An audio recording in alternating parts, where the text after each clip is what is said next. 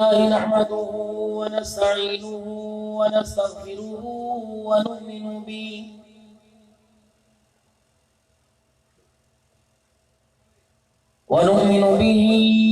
ونتوكل عليه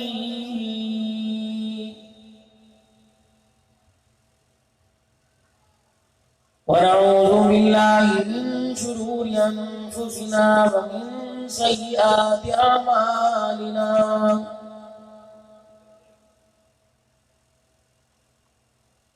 من يهده الله فلا مضل له ومن يضلله فلا هادي له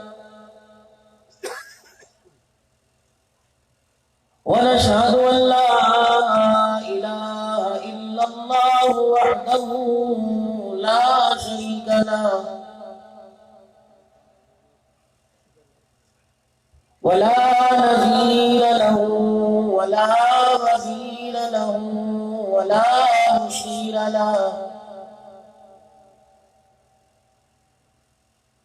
ولا معين له ولا مثل له ولا مثال له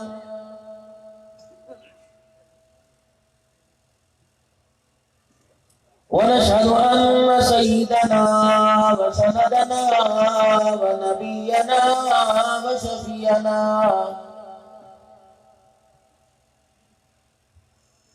وهادينا ومرشدنا ومولانا محمدا عبده ورسوله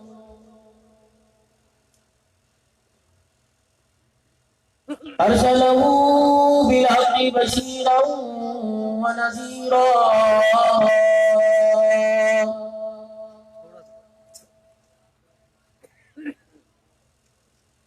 وصلى الله تعالى عليه وعلى آله وأصحابه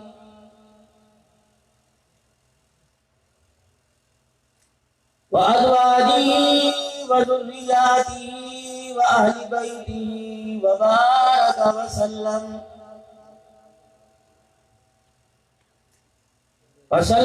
تسليما كثيرا كثيرا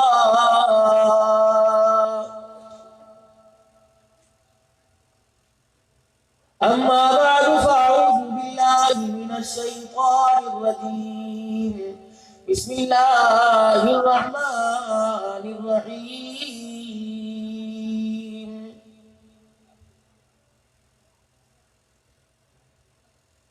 يا أيها الذين آمنوا كتب عليكم الصيام كما كتب على الذين من قبلكم لعلكم تتقون وقال الله سبحانه وتعالى ألا بذكر الله تطمئن القلوب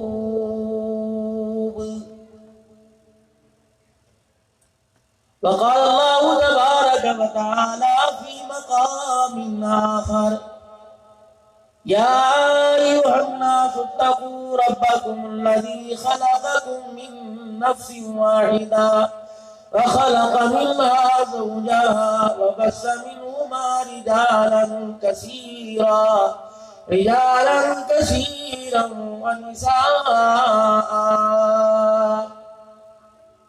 صدق الله مولانا العلي العظيم وبلغنا رسوله النبي الكريم ونحن على ذلك لمن الشاهدين والشاكرين الحمد لله رب العالمين. درود شریف پڑھ لیں. اللهم صل على محمد وعلى آل محمد كما صليت على إبراهيم وعلى آل إبراهيم إنك حميد مجيد. اللهم بارك على محمد وعلى آل محمد كما باركت على إبراهيم وعلى آل إبراهيم إنك حميد مجيد.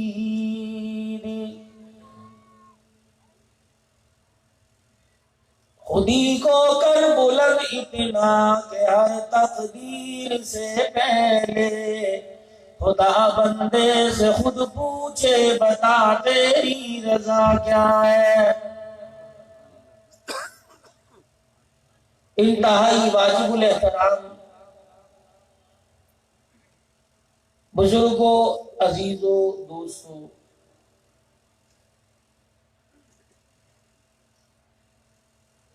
انٹرنیشنل ختم نبوت یونٹ حضرت حسین رضی اللہ تعالی عنہ کے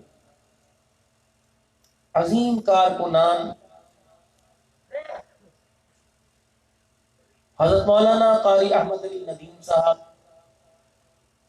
حضرت اقدس نور محمد ہزالی صاحب اور دیگر جتنے علماء کرام، طاہر مسعود صاحب، مفتی وقار عثمانی صاحب، اور میں نے بھی پلٹ کے نہیں دیکھا کون چلا گیا کون ہے، پردے میں رہنے دو، نہ ہی ہٹاؤ پردہ، کیونکہ وقت ایسا ہے کہ اس وقت ہر ایک کی آنکھ تھکی تھکی ہے، اور تھکنا بھی چاہیے۔ اس آنکھ سے کام، اس کی بساط سے، اس کی حیثیت سے زیادہ اس سے کام لیا جا رہا ہے۔ صبح کا کھول رکھا ہے، ابھی تک اسے بند نہیں کیا، اور ابھی بھی پتہ لگ جائے دکان پر کوئی گاہک آنے والا ہے یا آنا چاہتا ہے تو انشاءاللہ تعالی شٹر بھی کھل جائے گا، یہ بھی کھلی رہے گی۔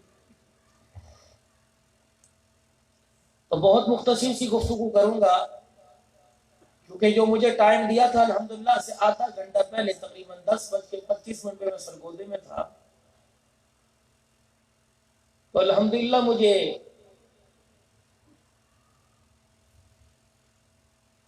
رہبر ایسے ملے جنہیں خود ہی منزل کا نہیں پتا تھا۔ تو مجھے کیا پتا بھائی سرگودے میں 2 شہین چوک ہیں، 2 گول چوک ہیں، تو میں ایک شہین چوک پہ کھڑا ہو گیا، دوسرے پہ ہو گیا۔ انہوں نے کہا ہم ادھر کو ہیں، میں نے کہا میں بھی ادھر کو ہوں۔ انہوں نے کہا کرے کیا؟ میں نے کہا تم ادھر جاتے ہو، میں ادھر آتا رہتا ہوں۔ بس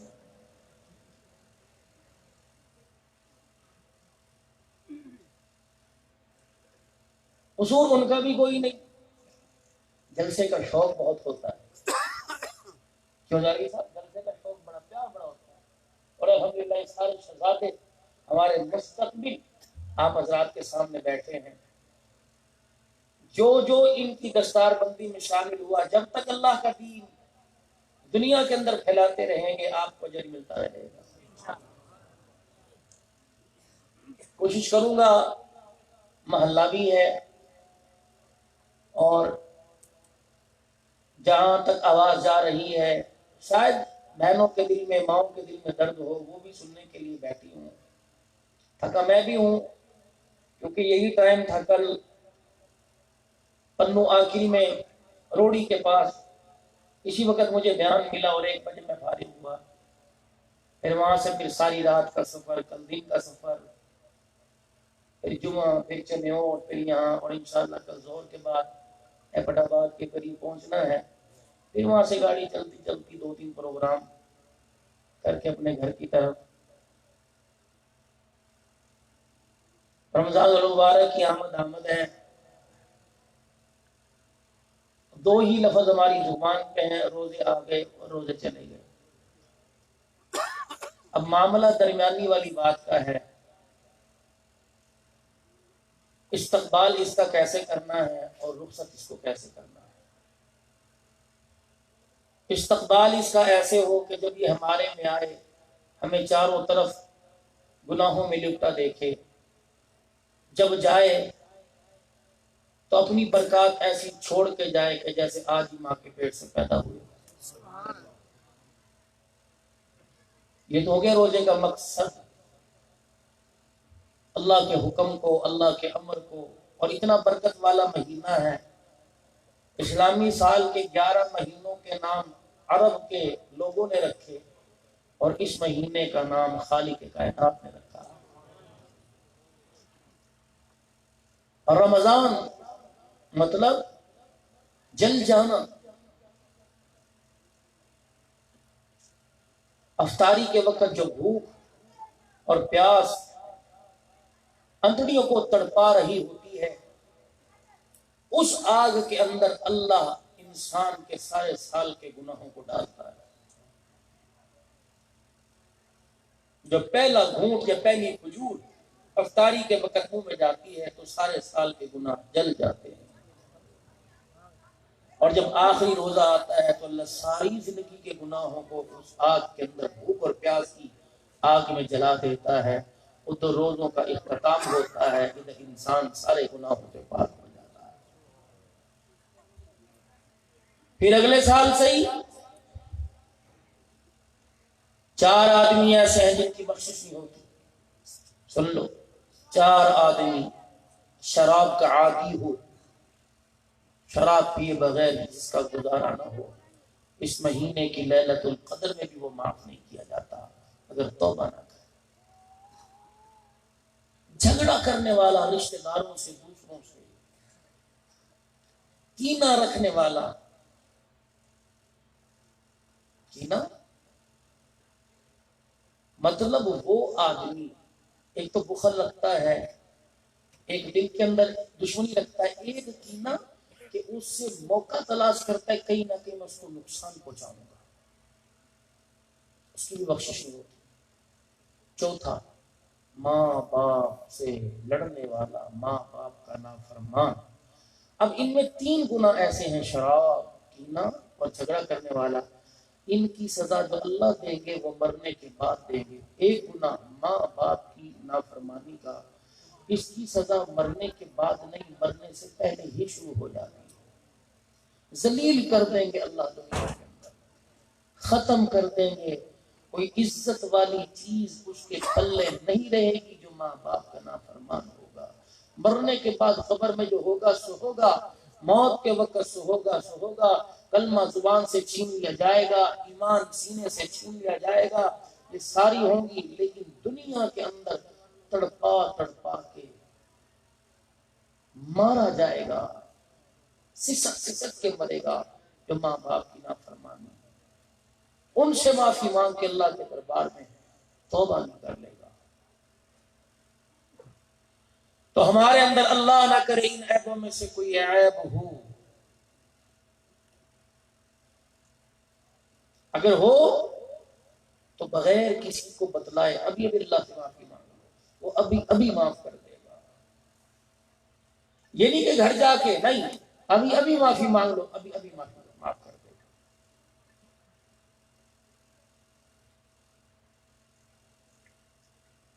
اور یہ سارے دلوں کے سودے ہوتے ہیں، دل جس کا زندہ ہو اسے احساس ہوتا ہے، ورنہ یار یہ ساری مولویوں کی باتیں ہیں۔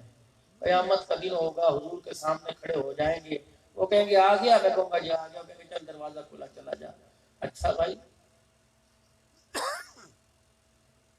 اگر اتنی جنت اللہ نے آسان کرنی تھی تو یہ نمازیں، یہ روزے، کربلا کا واقعہ، صحابہ کو انگاروں پہ لیٹ کر قرآن سنانا، بدر احد میں گردنیں کٹانا، یہ ضرورت کیا تھی؟ سارے قیامت کے دن حضور کے سامنے کھڑے ہو جاتے، جی میں آ گیا ہوں۔ وہ کچھ نہیں پوچھیں گے کہ حجت الوداع کے موقع پر تیری جھولی میں 2 چیزیں ڈال کے گیا تھا، ایک کتاب اللہ کی اور ایک اپنی زندگی، یہ کہاں ہے؟ نہ تیرے گھر میں، نہ تیرے چہرے پر، نہ تیرے وجود میں، نہ تیرے سینے میں، نہ باہر میں، نہ تیرے اعضاء میں، کہیں نظر ہی نہیں آ رہی۔ کوئی نشانی تو بتلا، کوئی ٹکٹ تو دکھا کہ میں تجھے حوض کوثر پلاؤں۔ باقی معاملہ آپ وہیں جانتے ہو کیا ہوگا اور کس کو ملے گا، یہ تو میرا رب ہی جانتا ہے۔ عدل کریں تا تھر تھر کمبن اچیاں شانہ والے، فضل کریں تا بخش جامن میں جے مکالے۔ اپنے دل کی دنیا کو آباد کرو اور دل دیکھو کہ دل زندہ ہے، یہ دل حرکت کر رہا ہے، یہ زندہ ہے، یہ دل نہیں ہے، یہ گوشت کا لوتھڑا ہے۔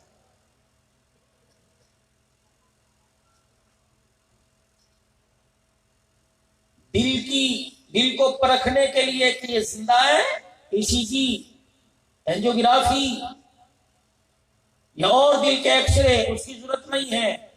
ہر کوئی اپنے دل کی زندگی کو دیکھے، آباد یا غیر آبادی کو دیکھے، مطلب میں دیتا ہوں 3 جگہوں پہ دیکھنا۔ پہلا، جہاں قرآن کی تلاوت ہو وہاں بیٹھ کے دیکھنا، تمہارا دل اٹھنے کو کر رہا ہے یا بیٹھنے کو؟ اگر وہاں بیٹھنے کو کر رہا ہے تو دل زندہ ہے، اٹھنے کو کر رہا ہے تو سمجھ لو معاملہ گڑبڑ ہے۔ اللہ کا ذکر کرتے ہوئے، تعلیم کے حلقوں میں اللہ کا ذکر کرتے ہوئے دیکھو دل کیا کہہ رہا ہے۔ کہتا ہے یار یہ مولویوں کا تماشا اٹھو تو سمجھ لو معاملہ گڑبڑ ہے۔ تیسری، تنہائی، خلوت، خلوت میں بیٹھ کے اللہ اللہ کرنے کو دل کر رہا ہے کہ ٹی وی ریموٹ کا بٹن دبانے کو دل کر رہا ہے۔ خلوت سے یار مجھے تنہائی میں، تنہائی تو اللہ سے ملاقات کا راز ہے۔ اگر تنہائی، تلاوت قرآن، ذکر کی مجالس اور تنہائی، ان 3 چیزوں میں دل ٹک گیا سمجھ لو دل زندہ ہے۔ اگر ان 3 چیزوں میں دل نہیں ٹکتا تو جھولی پھیلا کے مانگ، تیرے پاس دل نہیں، گوشت کا لوتھڑا ہے، اور وہ گوشت کا لوتھڑا مردار ہو گیا، اللہ سے جھولی پھیلا کے زندہ دل مانگ لے گا۔ پھر اس دل کی مینٹیننس کے لیے مکان بنایا ہے، ہر سال نئے سے نیا کلر تبدیل ہو رہا ہے، پائلنگ ہو رہی ہے، سیلنگ ہو رہی ہے۔ اس دل کو بھی بنانے اور سنوارنے کے لیے کچھ کرنا پڑے گا۔ مکان بنایا، لائٹنگ کا انتظام نہیں، اندھیرا اندھیرا ہے۔ مکان بنایا اور اس مکان کے اندر میرے عزیزو افراد کوئی نہیں تو مکان اجڑا پڑا ہے۔ مکان بنایا، توڑ پھوڑ ٹوٹ پھوٹ باقی رہے گی، اسے جوڑا نہیں تو مکان کے اندر ایک اینٹ کی بھی خالی جگہ رہے گی تو مکان ادھورا ہے، مکمل تعمیر نہیں۔ بچے گھر کے اندر موجود ہیں، شور و غوغا نہیں ہے تو کہتے ہیں یار ذرا شور کرو پتہ لگے تم گھر کے اندر ہو، اور بچہ بگڑ جائے اس کو سدھارنے کا بھی طریقہ ہے۔ اسی طریقے سے کہ جب بچہ دائیں بائیں قدم نکالنے لگے تو اس کے قدموں کو روکنے کا بھی طریقہ ہے۔ اسی طرح اس دل کو آباد کرنے کے لیے قرآن کی تلاوت ضروری ہے۔ جتنا قرآن کی تلاوت کریں گے آپ کا میرا دل آباد ہوگا۔ اس دل کو روشن کرنے کے لیے نبی جی کے تذکرے ضروری ہے۔ اس دل کو حضور کی سیرت سناؤ، اسوہ رسول سناؤ، کردار نبوت، گفتار نبوت، اخلاق نبوت سناؤ۔ پھر میرے عزیزو اس دل کا ایک ٹونک ہے، جیسے انسان کمزور ہے، توانا صحت مند بننے کے لیے کوئی ٹونک استعمال کرتا ہے، اس دل کا ٹونک ہے کیا؟ زہد و تقوی، تھوڑے پر صبر کرنا سکھا، شکر کرنا سکھا دو، نہ ملنے پہ اس کو صبر کرنا سکھا دو۔ جب یہ بے لگام ہونے لگے، جب یہ تیرے آپے سے باہر ہو جائے، جب یہ تیرے آپے سے باہر ہو جائے، جب یہ بے لگام ہو، مجھے دوسرا دیجیے، جب یہ بے لگام ہو جائے، دل بے لگام ہو جائے، اسے موت کے تذکرے سناؤ۔ اس کی لگام موت کا ذکر۔ جب دل بے لگام ہو جائے، جب دل بے لگام ہو جائے تو اسے موت کا ذکر سناؤ۔